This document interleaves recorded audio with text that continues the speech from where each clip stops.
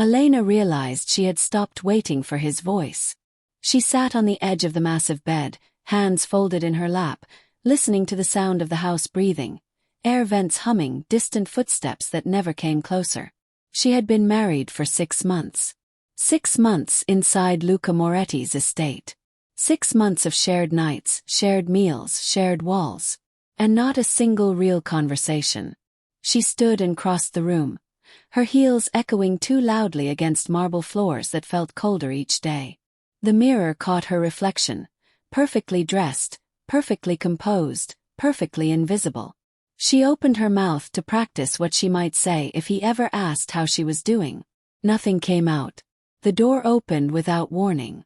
Luca Moretti stood there in his tailored black suit, tie immaculate, posture rigid. He looked exactly as he always did. Controlled, distant, untouchable. His eyes flicked to her for a brief moment, assessing, not seeing. "You'll attend the charity dinner tomorrow," he said calmly. "Wear something neutral." That was it. Elena's throat tightened. "Is that all?" she asked quietly. He paused, as if surprised by the sound of her voice.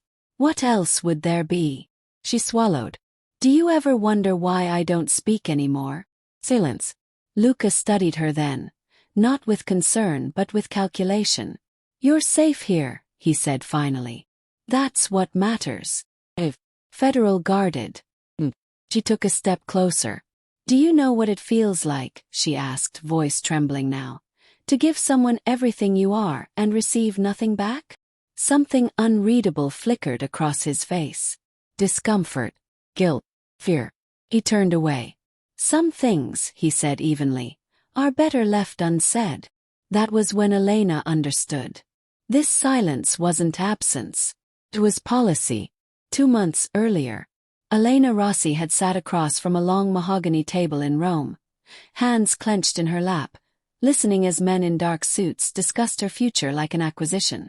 Her father's debts, her family's name, the protection only one man could offer. Luca Moretti did not speak during that meeting. He simply watched. The offer was simple. Marriage, security, silence. Elena said yes, not because she felt chosen, but because survival rarely feels romantic. The Moretti estate rose behind iron gates like a fortress built to keep the world out, and its occupants in. Staff spoke in whispers. Orders came through intermediaries. Luca was everywhere and nowhere at once. That first night, Elena lay beside him, staring at the ceiling, waiting for words that never came. By morning, she had learned the rule of the house. In Luca Moretti's world, love was not demanded. It was erased. The wedding looked like a promise kept. White roses climbed the stone columns of the cathedral, their scent heavy and expensive, spilling into the square where black cars lined the streets like obedient shadows. Guests arrived in tailored suits and couture dresses, their names whispered with reverence. Politicians, financiers, families whose power was old enough to feel permanent. Cameras flashed as Elena stepped from the car, lace brushing her ankles, veil light against her dark hair. She moved slowly, carefully, as if afraid the moment might shatter if she rushed it. Inside, the music rose. Measured, classical, restrained. Everything about the ceremony was precise. Perfect. Luca Moretti stood at the altar, tall and still. His expression unreadable, hands clasped behind his back. He did not smile when he saw her. He did not frown either. He simply watched, dark eyes steady, as if this were not a wedding but a contract being honored. Elena told herself it was nerves. Men like Luca did not show emotion in public. Power required discipline. Silence. As she walked toward him, the weight of hundreds of eyes pressed into her back. She felt admired, envied, measured. The headlines had already been written. Italy's most elusive crime lord marries a Roman beauty. A union of legacy and power. The woman who tamed Luca Moretti. Elena almost smiled at that last one. When she reached the altar, Luca offered his arm.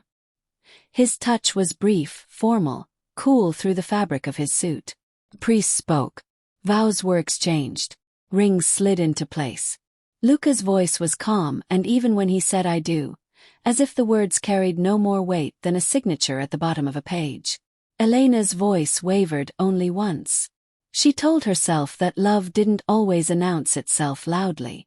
That some men loved in actions, not words. That safety could be a form of affection. Luca had given her that. Protection for her family, an end to fear, a future no one could threaten. When the priest pronounced them husband and wife, applause filled the cathedral. Luca leaned in and kissed her cheek. It was brief, polite. The cameras caught it anyway, freezing the moment into something warmer than it felt. The reception was held at the Moretti estate, a sprawling villa overlooking the hills, bathed in gold light as the sun began to set. Crystal glasses clinked. Toasts were made. Elena's name was spoken with admiration by people who had never met her. "She's perfect for him," someone said near the bar. "So composed," another agreed. "Exactly what he needs." Elena stood beside Luca as guests passed, congratulating him, thanking him, pledging loyalty. They spoke to her too, but always through him, as if she were an extension of his presence rather than her own person. Luca responded with nods, brief words, a hand at the small of her back that guided rather than held. He never left her side, yet somehow never truly stood with her either. Still, Elena hoped. She watched the way he scanned the room constantly, alert to every movement. She saw the respect people gave him, the way conversations shifted when he passed. She imagined that when the doors closed, when the cameras left, when it was just the two of them, that vigilance would soften. That he would turn to her and speak. Later, alone for a moment on the terrace, Elena let the night air cool her skin. The estate glowed behind her, alive with music and laughter.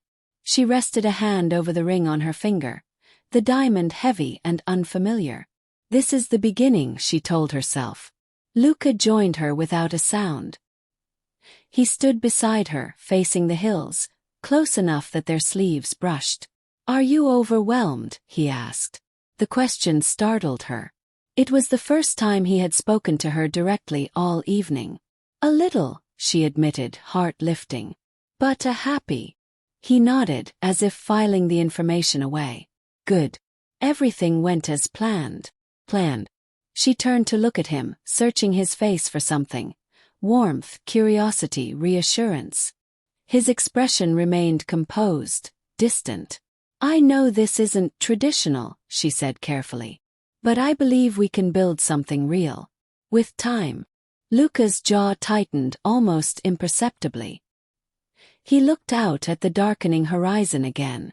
"Stability," he said, "is built on structure, not sentiment." The words landed softly, but they landed. Before Elena could respond, someone called Luca's name. He stepped away immediately, duty reclaiming him without hesitation. She watched him disappear back into the light, surrounded at once by men who needed him, voices overlapping, demands unending. Elena remained on the terrace alone. Inside, the celebration continued. Music swelling, glasses raised, laughter spilling into the night. From the outside, it was a perfect beginning. A marriage people would talk about for years. A union everyone envied. Elena pressed her palm to the cool stone railing and held on to her quiet hope. She told herself that love could grow in silence. She did not yet know how loud silence could become. The estate revealed itself slowly, like a place that expected obedience before familiarity. In the mornings, light filtered through tall windows framed by heavy drapes, illuminating marble floors that reflected Elena's footsteps back at her. The house was enormous, wings branching off like deliberate secrets, corridors stretching longer than seemed necessary. Every door was polished, every surface immaculate. It felt less like a home and more like a monument built to endure. Elena learned quickly where she was allowed to go. Certain hallways were always empty, their doors closed, guarded by a quiet understanding she could not name. Other rooms were prepared for her before she ever asked. Breakfast laid out precisely at 8, tea appearing at 4. Her wardrobe rearranged overnight according to an unspoken system. Nothing was missing. Nothing was out of place. And yet something essential never arrived. Luca Moretti rarely spoke to her. If he needed something, it came through others. A maid would appear at her door with a message delivered in careful tones. A man in a dark suit would relay instructions without meeting her eyes. Even the housekeeper, Signora Bianchi, addressed Elena with respect that felt rehearsed, as if she had been trained on where to place her words. "Mr. Moretti will be dining late this evening," she would say. "Mr. Moretti has already left for the city. Mr. Moretti requests you attend the gallery opening on Friday." Requests that were never quite optional. First, Elena answered back. He sent notes. She asked questions meant only for him. She waited in the study in the evenings, book forgotten in her lap, listening for his footsteps. They rarely came. When they did share a space, it was brief and controlled. Luca would enter a room like a presence rather than a person. His attention divided, his mind elsewhere. He spoke in short sentences, efficient and impersonal. "Are you comfortable?" "Yes." "Good." Then silence again. At night, they lay on opposite sides of the bed, the distance between them precise. Elena would stare at the ceiling, counting breaths, waiting for a question, a comment, anything to anchor her to him. Luca would turn away eventually, sleep taking him without ceremony. She told herself it was temporary. This was an adjustment, she reasoned. A powerful man's habits were not easily unlearned. Silence could be unintentional. Absence did not always mean rejection. But days passed, then weeks. The house began to teach her its rules. Silence was rewarded. Compliance made things easier. The staff smiled more when she did not ask questions. Meals were quieter when she did not linger at the table after Luca left. The house seemed to settle when Elena matched its restraint. She stopped waiting in the study. She began to take her meals alone without comment. She answered messages with nods instead of words. When Luca brushed past her in the hallway without acknowledgement, she pretended not to notice the hollow space it left behind. The estate absorbed it all without echo. One afternoon, Elena wandered into the music room, drawn by the grand piano resting untouched beneath tall windows. She lifted the lid and pressed a single key. The sound was sharp, startling in the vast room, hanging in the air before fading into nothing. No echo. She pressed another key. Then another. The notes vanished as quickly as they appeared, swallowed by thick walls and careful architecture. The room was designed to contain sound, not release it. Elena closed the piano gently. That evening, Luca returned earlier than usual. He passed her in the hallway, their shoulders nearly touching. For a moment she thought he might stop. Turn. He didn't. Later, as she prepared for bed, Signora Bianchi appeared quietly in the doorway. "Mr. Moretti asked me to inform you," she said, "that he will be traveling for the next 3 days." Elena nodded. "Of course." The housekeeper hesitated, then added softly, "If you need anything, you may tell me." Elena smiled, a polite curve of the lips that required no effort anymore. "Thank you." When the door closed, the silence settled back into place. She sat on the edge of the bed and listened, to the hum of the estate, to distant footsteps that belonged to no one she could reach, to the absence that had become familiar. The house did not ask her how she felt. It did not respond when she spoke aloud. So she stopped speaking. By the time Luca returned from his trip, Elena had learned the rhythm of the house perfectly. She moved through it quietly, efficiently, leaving no trace of disturbance behind. And the estate, vast and obedient, never echoed her name back. Elena learned the rules without ever being taught. They were not written down or spoken aloud. No one sat her across a table and explained expectations. The rules revealed themselves quietly, through correction and reward, through what was acknowledged and what was ignored. Obedience came first. It meant arriving where she was told, when she was told, dressed exactly as instructed. It meant not questioning the men who spoke on Luca's behalf, even when their messages contradicted one another.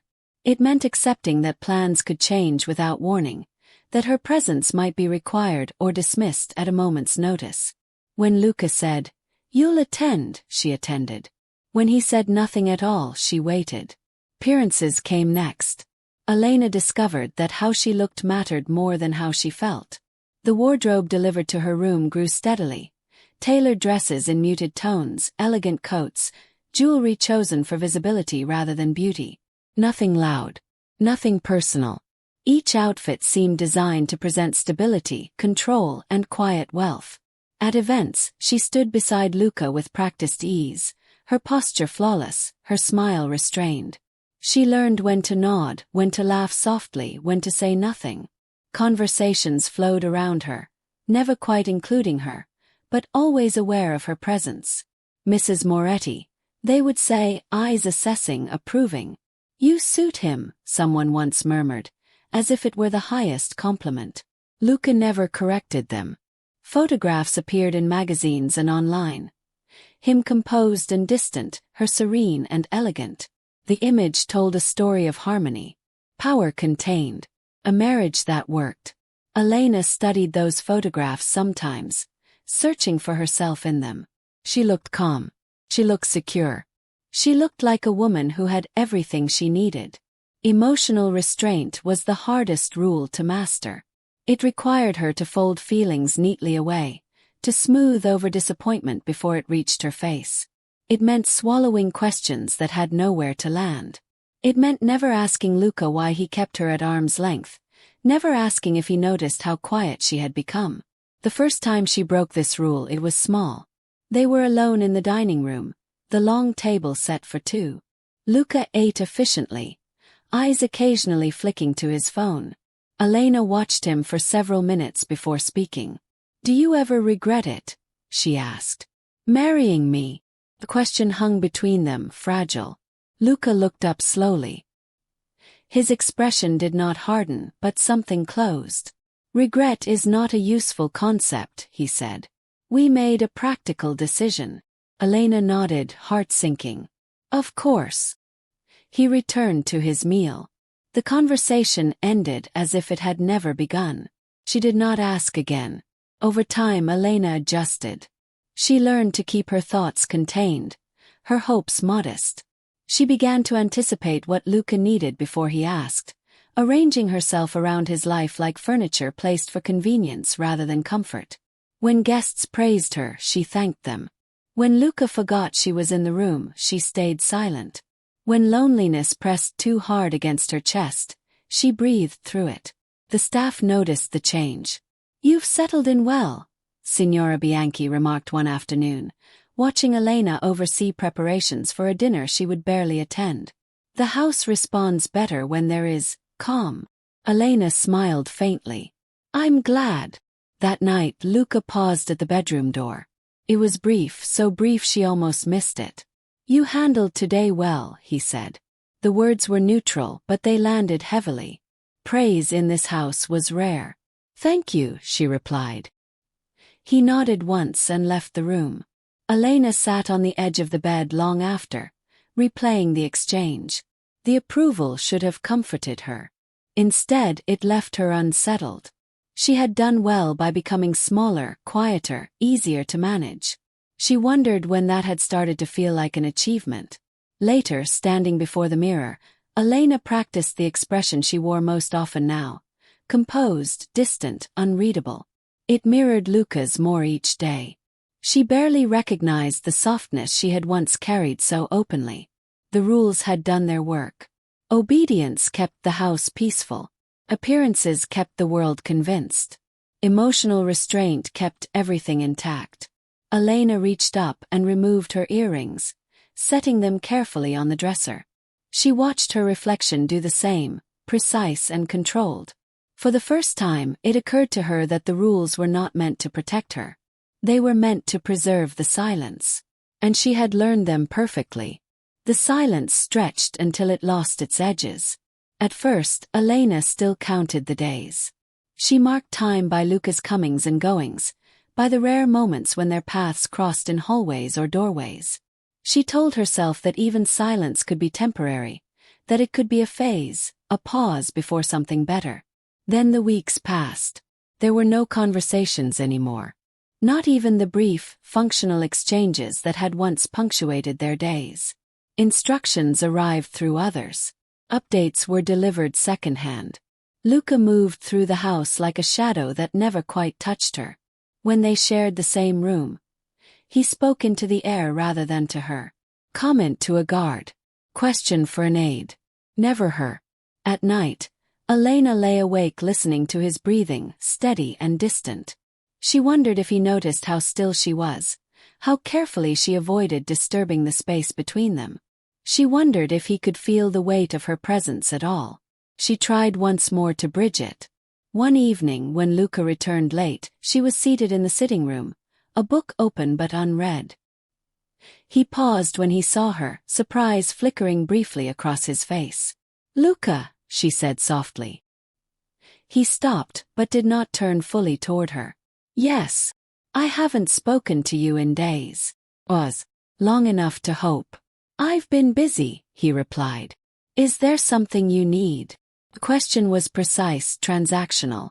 It left no room for the answer she wanted to give. "No," Elena said after a moment. "Nothing." He nodded once and continued on his way. That was the last time she tried. Something in her settled then, heavy and final.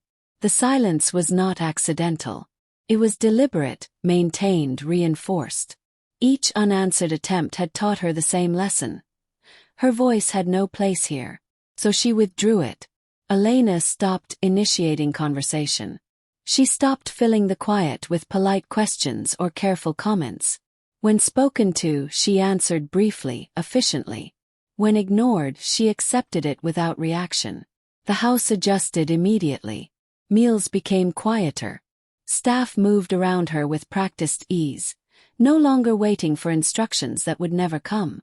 Luca passed her in corridors without acknowledgement, and she no longer watched him go.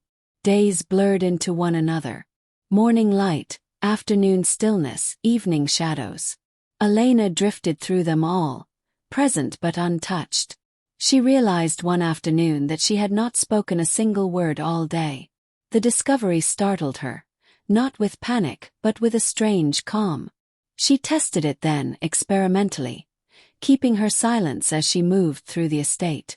She greeted no one. She asked for nothing. She existed quietly within the structure that had already made room for her absence. No one commented. Signora Bianchi smiled at her as usual, mistaking composure for contentment. A maid placed tea on the table and left without waiting for acknowledgement. Guards opened doors and closed them again, never once meeting her eyes. Elena sat in the music room again, fingers resting on the closed piano lid. She did not play. She did not need to confirm what she already knew. Silence had become her default, and the world had not shifted in response. That night Luca returned early. Elena was in the bedroom, standing by the window, watching the lights of the estate glow against the dark. He entered without looking at her, loosening his cufflinks as he crossed the room. She did not turn. She did not speak.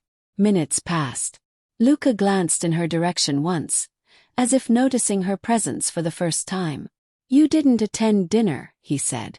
Elena nodded slightly, still silent. Another pause.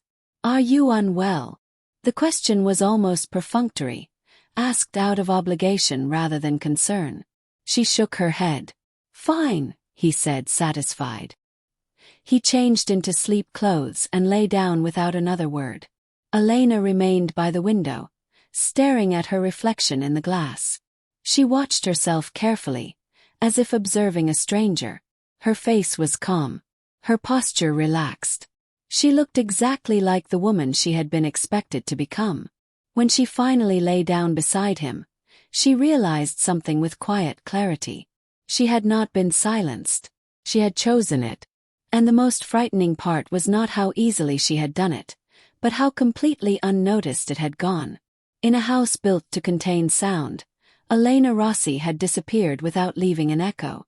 The first gunshot sounded like a door slamming somewhere far away.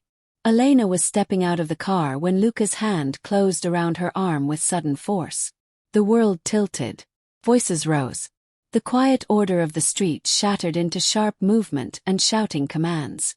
She felt herself pulled back, spun, pressed hard against Luca's chest as bodies closed in around them. "Down!" someone yelled. Another crack split the air. Glass exploded nearby, raining fragments that glittered briefly before disappearing. Luca moved without hesitation, one arm locked around Elena, the other shielding her head as they were forced toward the car again. His heartbeat thundered against her cheek. Fast, controlled, terrifyingly steady. She didn't scream. She didn't speak. The silence stayed with her even as chaos erupted around them. They were shoved into the vehicle, doors slammed, engines roaring to life. Only when the car lurched forward did Elena realize she was shaking. Her hands were clenched in the fabric of Luca's coat, fingers numb, breath shallow. "Clear," came a voice through an earpiece. Luca loosened his grip slightly but did not release her. He stayed close, body angled protectively, eyes scanning the street behind them through the tinted glass. His jaw was tight, lips pressed into a thin line. Elena waited for him to say something. Nothing. He didn't. Back at the estate, security multiplied. Men appeared at every entrance, their presence heavy and alert. Elena was escorted inside and guided not to her room, but to Luca's study.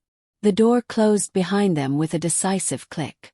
For the first time in weeks, they were alone together without intermediaries. Luca turned to her then, eyes sharp, searching her face for damage. "Are you hurt?" She shook her head. He nodded, satisfied, already stepping back. "Good." That was it. Adrenaline still buzzed beneath her skin, her pulse loud in her ears. She stared at him, disbelief flickering through the calm she had learned to wear.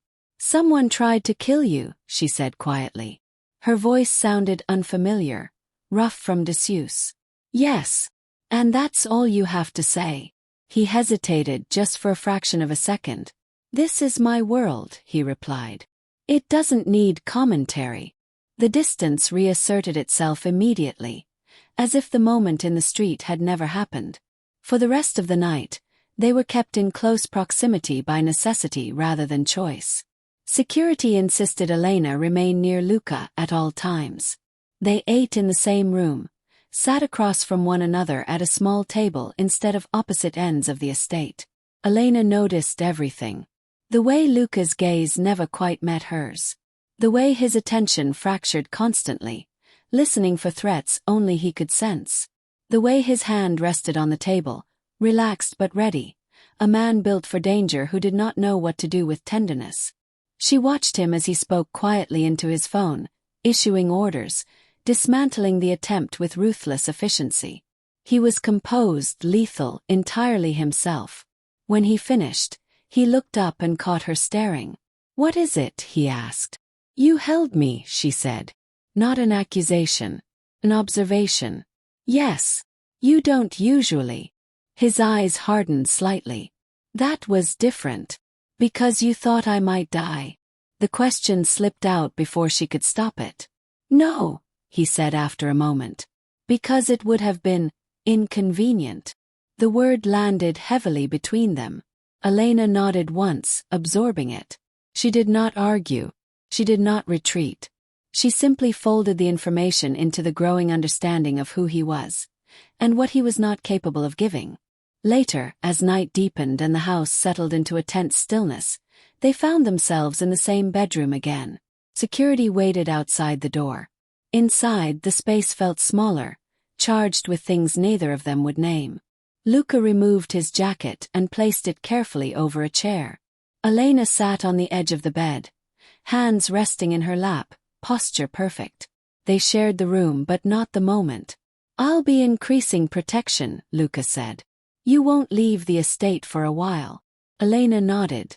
"Of course." He glanced at her then, as if expecting something more. Fear, gratitude, relief. She gave him none of it. When he lay down, turning away from her as usual, Elena remained seated for several minutes, listening to the quiet hum of the estate fortified against invisible enemies. They had almost lost him. She knew she should feel something sharp and overwhelming, panic, grief, desperation. Instead, what she felt was distant and controlled, the echo of a reaction that had been dulled by too much restraint. Luca had protected her without hesitation. And yet, even with death brushing past them, the silence remained intact. Elena lay down beside him eventually, staring into the darkness. For a brief moment in the street, he had held her like she mattered. Now, with danger past, the space between them returned, measured, deliberate, unchanged. She understood then that proximity could be forced, but connection could not. Something shifted after the attempt on Luca's life, subtle enough that no one marked the moment it happened. Security tightened, schedules hardened. The estate became even quieter, as if holding its breath. Elena moved through it all with the same composed efficiency she had learned, but now there was an absence beneath the surface, an emptiness where reactions used to live. She no longer startled at raised voices. She no longer watched doors when Luca was late. She no longer searched his face for meaning. When he spoke, she listened. When he didn't, she carried on. It was easier this way. A vase shattered one afternoon when a maid's hand slipped. The sound echoed sharply through the hall. The maid froze, terrified, waiting for anger. Elena bent, gathered the pieces carefully, and handed them back without a word. Her pulse never changed. Signora Bianchi watched her with faint concern. "Are you all right, Mrs. Moretti?" Elena smiled politely. Of course. The answer required no effort. At events, Elena stood beside Luca like an extension of his shadow. She smiled when cameras appeared, nodded at appropriate moments, accepted compliments without absorbing them. Her presence was flawless, unremarkable, replaceable. "You're very calm," someone remarked once, admiration thick in their voice. Elena thanked them and felt nothing. Luca noticed the change gradually, the way one notices the absence of a familiar sound only after it has been gone for a while. He registered it first as efficiency. Elena needed less instruction. She never objected, never questioned, never required reassurance. She was ideal. Then, one evening, he came home early and found her in the sitting room, seated by the window. She was staring out at the dark grounds, hands folded neatly in her lap. "You didn't attend the meeting," he said. "I wasn't asked to," she replied calmly. He frowned slightly. "You usually come anyway." "I didn't think it mattered." The words were not bitter, not defensive. They were simply factual. Luca studied her more closely then. "Are you upset about something?" Elena turned to face him. Her expression was serene, open, distant. "No." The answer should have reassured him. Instead, it unsettled something he could not name. Days passed, and more. Elena stopped responding to danger, to tension, to absence. When Luca cancelled plans without explanation, she adjusted without comment.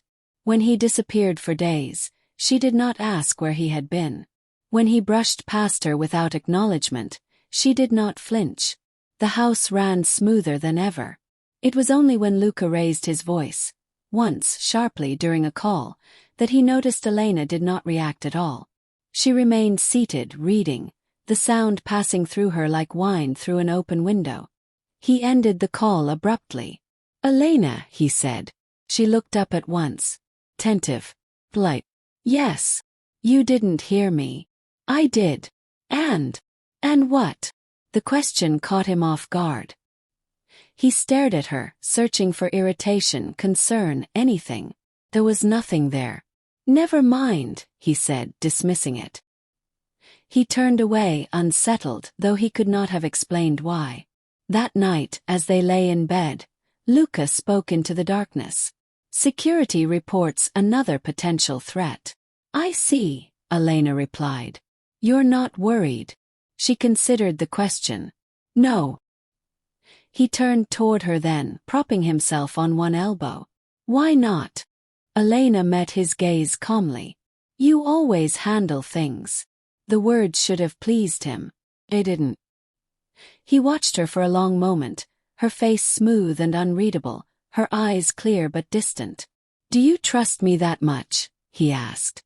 I trust the structure, she said gently. It's reliable. Something cold settled in his chest.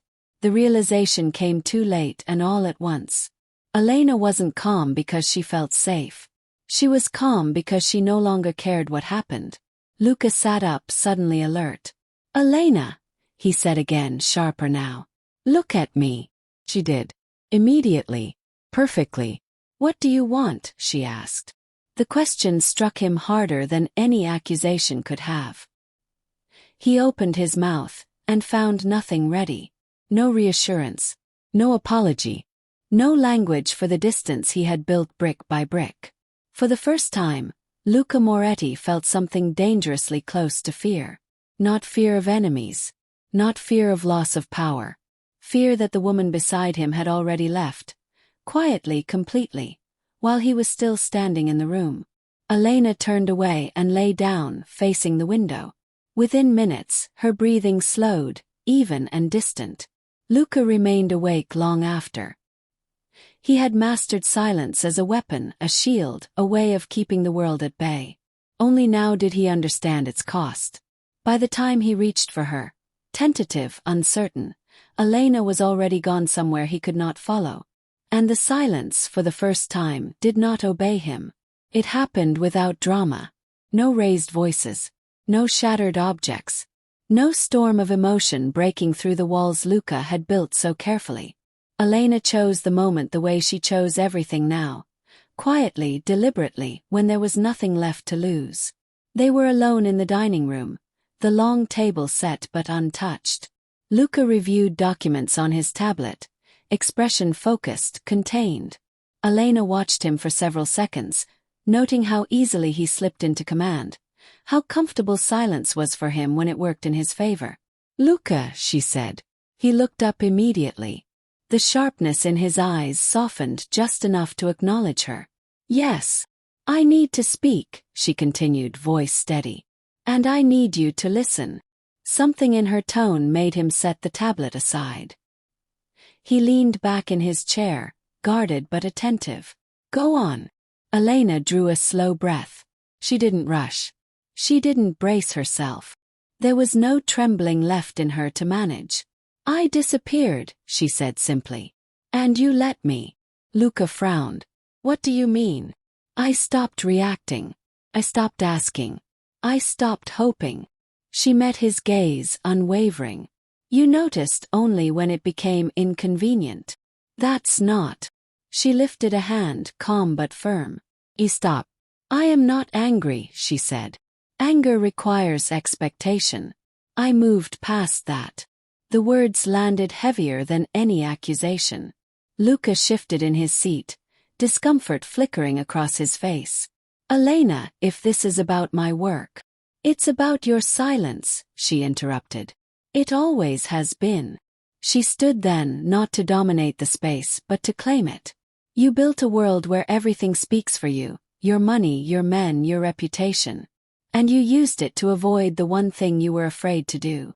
Which is, he asked quietly. To be present. The air between them tightened. I gave you my time, he said. My protection. My name. And I gave you myself, she replied. Quietly. Completely. Until there was nothing left to give. Luca stood as well now, tension threading through his posture. You never asked for more. I did, she said. At first. You just taught me it was useless. Silence fell again, but it was different now. Exposed, fragile. I learned your rules, Elena continued. Obedience, appearance, restraint. Followed them all. I became everything this house wanted me to be. She stepped closer, stopping just short of him. And in return, I became invisible.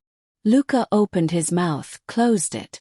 His voice when it came was lower. I didn't know. You chose not to know. The distinction mattered. She made sure he heard it. I will not beg you to love me, Elena said. I won't perform pain to earn your attention. I won't shrink further just to fit beside you. What are you saying? He asked. I'm saying that if this marriage continues, she said evenly, it will be built on truth, not silence, not control. And not my erasure. And if I can't give that? His question was almost a challenge. Elena's expression softened, not with weakness, but with acceptance. Then I will leave with my dignity intact. The words landed cleanly. Final. Not a threat. Boundary. For the first time since he'd known her, Luca looked unsettled. Truly unsettled. You'd walk away from everything, he asked. I already did, she replied. This is just the part where my body follows. He stared at her as if seeing her clearly for the first time. Not as an asset, not as an extension of his life, but as a woman standing whole and unafraid in front of him. Elena, he said, voice rougher now. I don't know how to be what you're asking for. She nodded. I know. And you're still not begging, he observed quietly. No, she said. I'm choosing. She turned and walked toward the door, unhurried, certain. Halfway there, Luca spoke again. If I try, he said. If I don't hide this time. She stopped but did not turn around. Trying isn't enough, she said. But it's where honesty begins. When the door closed behind her, Luca remained where he was, the silence pressing in from all sides. For the first time, it wasn't protecting him. It was demanding something back. Luca did not follow her immediately. He remained in the dining room long after the door closed, standing amid untouched plates and cooling candles, the echo of her words settling into places he had kept sealed for years. Power had always given him solutions. Silence had always given him control. Neither offered him an answer now. That night he didn't sleep. He sat in his study as dawn crept across the estate, watching the light change the room without softening it. He replayed the conversation with a precision usually reserved for strategy. Each word weighed, each pause examined. Elena had not demanded. She had not pleaded. She had named the truth and walked away from it as if she trusted herself to survive the loss. He realized, with a clarity that left him hollow, that this was the one threat he could not neutralize. By morning, Luca began dismantling the habits that had kept him safe. He cancelled meetings he would never have cancelled before. He dismissed men who hovered too close, sent aides away, closed doors he usually kept open. The house noticed. The staff moved more carefully, unsure which version of him had arrived with the day. When he went to find Elena, she was in the small library overlooking the garden, seated by the window with a book open on her lap. She looked up when he entered, composed and alert, her calm no longer an invitation. I won't keep intermediaries between us anymore, he said, standing a few steps away.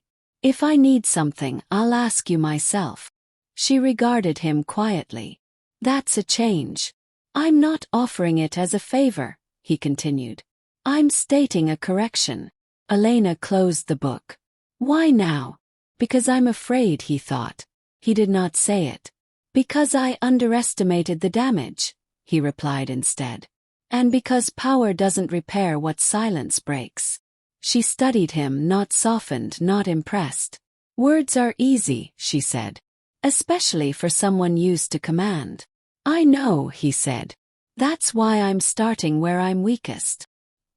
He sat across from her, not at a distance meant to dominate, but close enough to feel the space he had avoided. He did not fill the quiet with instructions or explanations. He let it exist without armor. I learned early that speaking invites leverage, Luca said. His voice was steady, but the admission was not. In my world, what you reveal is what can be used against you. Silence kept me alive. Elena listened, expression unreadable. I didn't understand, he continued, that it could also be used against you. She drew a slow breath. Understanding isn't the same as repair. I'm aware, he said. I'm not asking for absolution. For the first time, he looked at her without calculation. I don't know how to do this well, he said. But I'm willing to do it badly in front of you, if that's what honesty requires. The words cost him more than he expected. He felt the loss of control like a physical ache. Elena leaned back slightly. What does that look like? It looks like speaking when I'd rather withdraw, he said. It looks like listening without planning my response.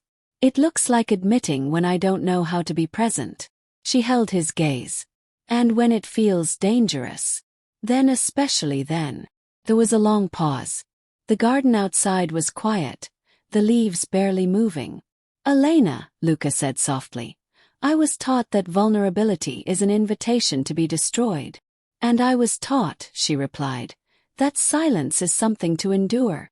Their lessons had brought them here, standing on opposite sides of a truth neither had chosen but both had lived. I won't promise perfection, he said. I won't pretend this will be simple. But I will promise to stop hiding behind the walls that hurt you. She nodded once.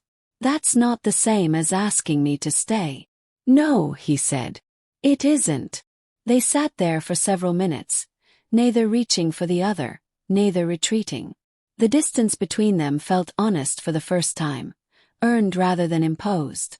Later that day, Luca did something else that unsettled the house. He spoke, not with commands or directives, but with explanations. He told Elena where he was going and why. He told her when a meeting troubled him. He admitted uncertainty in places where he would once have imposed certainty by force. Each admission was small. Each one felt like stepping onto unfamiliar ground.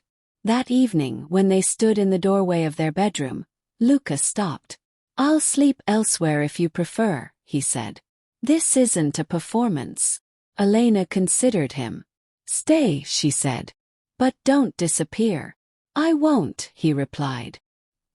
He lay down beside her, facing the ceiling, hands resting where she could see them.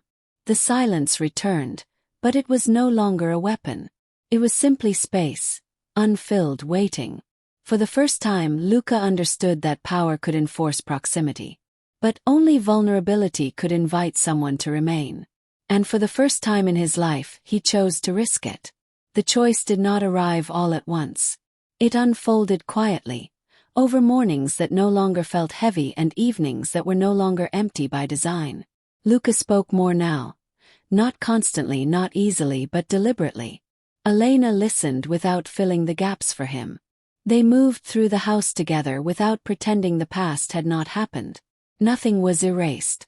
Everything was acknowledged. One morning, Elena found Luca in the kitchen, sleeves rolled up, coffee untouched. He looked up when she entered, a small hesitation passing over his face, as if checking whether presence was still welcome. I have a meeting in Milan, he said. 2 days. She nodded. When will you be back? Thursday night, he replied. Then after a beat. If you want me back sooner, say so. The offer was simple, honest. It didn't demand reassurance. Thursday is fine, Elena said. He accepted the answer without tension, without retreat. When he left, he touched her shoulder briefly, an intentional gesture, neither possessive nor distant. Elena stood there long after the door closed, aware of the difference. Choice felt like this, she realized. Not certainty, not guarantees, just space where silence used to be enforced. During his absence, she packed a small bag. Not in secret, not in fear. She folded clothes carefully, choosing only what belonged to her. The act was grounding, a reminder that staying would be a decision, not a default. When Luca returned, she was waiting in the sitting room, the bag resting at her feet. He noticed it immediately. His expression tightened, but he did not hide it. Is that for travel? He asked. It's for clarity, Elena replied. He nodded slowly. Then let's be clear. They sat across from one another, the space between them measured but open. I won't ask you to stay, Luca said. I won't bind you with promises I don't yet know how to keep. Elena met his gaze. And I won't stay out of fear, comfort, or history. He leaned forward slightly. What would make you stay? She considered the question carefully. Presence, she said. Not perfection. Not protection. Just presence that doesn't disappear when it's inconvenient. I can give you effort, he said. And truth. I can't give you certainty. That's all I'm asking for, she replied. The silence that followed was gentle. Did not press. It did not threaten. It waited. "I don't want a life where you vanish beside me," Luca said quietly. "And I don't want to be the reason you lose yourself." Elena stood lifting the bag. For a moment he thought she was leaving. Instead she set it back down. "I choose to stay," she said. "Not because I owe you. Not because I hope you'll change. But because I see you trying. And because I won't disappear again." Relief crossed his face, quickly tempered by restraint. "And if I fail? Then I'll leave," she said calmly. Without regret. He accepted that. Truly accepted it.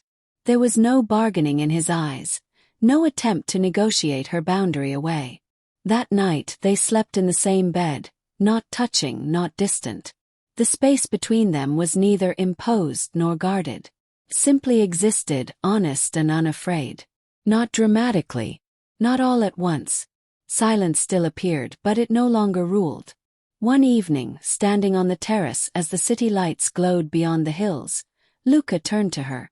"If you had walked away," he said, "I would have understood too late why power was never enough." Elena took his hand, her grip steady. "And if I had stayed without choosing myself," she replied, "I would have lost everything that made love possible." They stood there together, not bound by vows rewritten, not rescued by grand declarations. Just two people choosing again and again to remain present. Love, Elena learned, was not loud. But it should never be silent.